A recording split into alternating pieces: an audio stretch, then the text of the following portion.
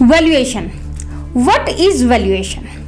Valuation is a process of determining current worth of an asset or a company. If it is just an individual asset, it's easy to assess its worth. But when it's come to companies who is going concern, means going to have recurring revenue for longer term, it's difficult to understand what can be their worth. For those companies, we need some valuation techniques. अगर आप finance में job करना चाहते हैं या investment करना चाहते हैं तो ये वीडियो आपके लिए बहुत इम्पोर्टेंट है। इस वीडियो में हम डिस्कस करेंगे वैल्यूएशन के बारे में। We are going to cover main 4 things. The first one, what is valuation, key principle for valuation, techniques used in valuation and application of valuation.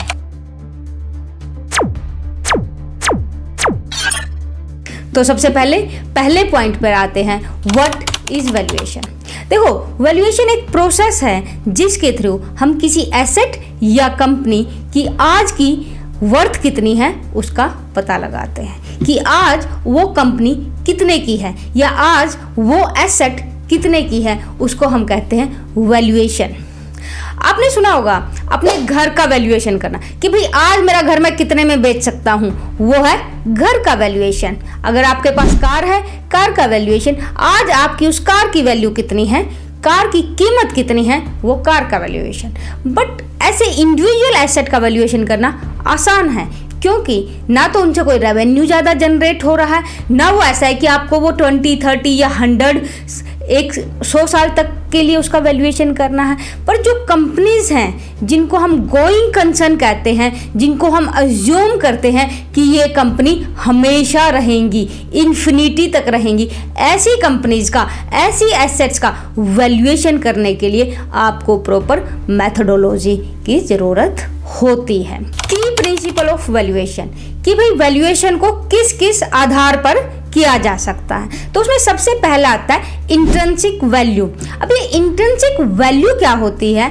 Intrinsic value होती है कि जब हम किसी कंपनी को उसके फंडामेंटल के बेस पर उसकी income, expenses, asset, liabilities, cash flow, growth, वैक, इन सब के बेस पर जब हम उसका वैल्यूएशन करते हैं तब हम पहुंचते हैं इंट्रिंसिक वैल्यू पर। इंट्रिंसिक वैल्यू निकालने के लिए मोस्टली जो मोस्ट कॉमन मेथड है वो है डिस्काउंटेड कैश फ्लो।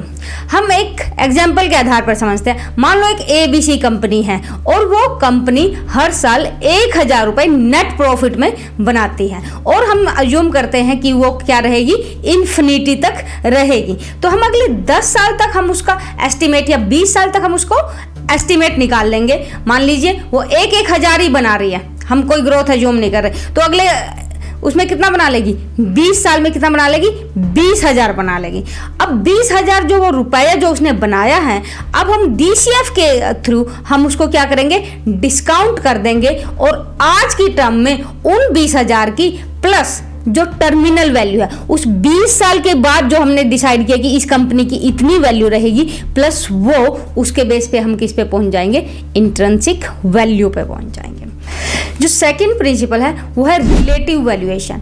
अब ये रिलेटिव वैल्यूएशन क्या होता है कि हम इस कंपनी को इसी के सेक्टर में सिमिलर टाइप ऑफ कंपनी से कंपेयर करके देखें कि भाई उन कंपनीज की वैल्यू कितनी है तो इस कंपनी की वैल्यू भी उतनी ही होगी। आपने P/E, P/BV, P/EV/EBITDA ये सब कंसेप्ट सुने होंगे। ये सब कंसेप्ट किसका पार्ट है? ये पार्ट है रिलेटिव वैल्यूएशन का। मान लीजिए एक कंपनी है XYZ, वो अर्निंग्स में 5 रुपए कमा रही है और आज उसका वैल्यूएशन कितना है, 25 का है, तो P/E का मल्टीपल कितना हो गया, 5 का हो गया। बट जो कंपनी जिसका आपको वैल्यूएशन करना है वो अर्निंग्स में कमा रही है 10 रुपए कमा रही है, तो आप क्या करेंगे, क्या P/E यूज कर लेंगे, 5 यूज करेंगे और इस 10 को 5 से मल्टीप्लाई करेंगे और कहेंगे कि जो ये कंपनी है XYZ जो कंपनी है इसका वैल्यूएशन कितना है, 50 है। इसे बोलते हैं रिलेटिव वैल्यूएशन। जो थर्ड प्रिंसिपल है वो है मार्केट वैल्यूएशन। मार्केट वैल्यूएशन का मतलब क्या है कि अगर आज आप इस कंपनी को बेचने जाओ तो खरीदार उसके कितने पैसे दे देगा। सिमिलर लाइक योर होम, अगर आप अपने घर को बेचने निकलो और मार्केट में उसका कोई खरीदार कितना पैसा देने को तैयार है, उसे बोलते हैं हम मार्केट वैल्यूएशन। की method for valuation, mainly there are two methods for valuing any company. The first and foremost is DCF, discounted cash flow. I'm going to prepare a separate video on this method to in detail. And the second जो method है वो relative valuation है, जो हमने अभी बात की, जिसमें हम P/E मल्टीपल या EV/EBITDA मल्टीपल या P/BV multiple depend on the sector उसको यूटिलाइज करते हैं। तो mainly these are the two methods which are used to value any company. जो हम नेक्स्ट बात करेंगे वो बात करेंगे कि भाई चैलेंजेस क्या हैं किसी भी वैल्यूएशन मेथड को यूज करने के लिए। जो सबसे बड़ा चैलेंजेस है वो है एस्टिमेट्स का। अभी देखो, आप जब भी कोई भी मेथड यूज करोगे आपको क्या करना पड़ेगा, आपको किसी भी कंपनी का कि भाई फ्यूचर में कितना ग्रो करेगा, फ्यूचर में वो कंपनी कितना कमाएगी या कितना खर्चा करेगी या उसका ग्रोथ कितना होगा, इसको एस्टिमेट करना पड़ेगा। अगर वो एस्टिमेट गलत हो गया तो आपका वैल्यूएशन भी गलत हो जाएगा। जब बात आती है रिलेटिव वैल्यूएशन की, उसमें मार्केट वॉलेटिलिटी का बहुत इम्पैक्ट पड़ता है। आज मार्केट में बहुत हाइप है, तो जो ये वैल्यूएशन है, जो वैल्यूएशन मैट्रिक्स है, P/E मल्टीपल है या P/BV मल्टीपल है, वो बहुत हाई होगा। जब मार्केट बहुत लो पे है, जब रिसेशन है, ये मल्टीपल बहुत लो होंगे। तो मार्केट वॉलेटिलिटी जो है आपके कंपनी का वैल्यूएशन बदल सकती है, जबकि कंपनी में तो कुछ चेंज आया नहीं है। बिकॉज ऑफ मार्केट में वॉलेटिलिटी है, ये मल्टीपल कम या ज़्यादा हो रहे हैं, इसके कारण जो है वैल्यूएशन चेंज हो रहा है।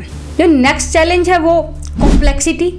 ये सारे के सारे modelling, financial modelling is quite a complex concept. So बहुत सारे लोग जो लेमैन हैं, जिन्होंने इसको प्रोफेशनल वे में नहीं किया है, उनके लिए वैल्यूएशन करना थोड़ा डिफिकल्ट होता है। Another one is biases. आप किसी कंपनी से बहुत अटैच हो या आपको किसी कंपनी से के साथ पर्सनल अटैचमेंट है, तो मे बी आप ओवर ऑप्टिमिस्टिक हो, आपको लग रहा है कि ये कंपनी तो बहुत अच्छी है, बहुत ग्रो करेगी, या किसी कंपनी के बारे में आपने नेगेटिव व्यूज सुने तो आप बहुत पैसिमिस्टिक हो गए एंड आपने उसका जो एस्टिमेशन है वो बहुत पैसिमिस्टिक किया।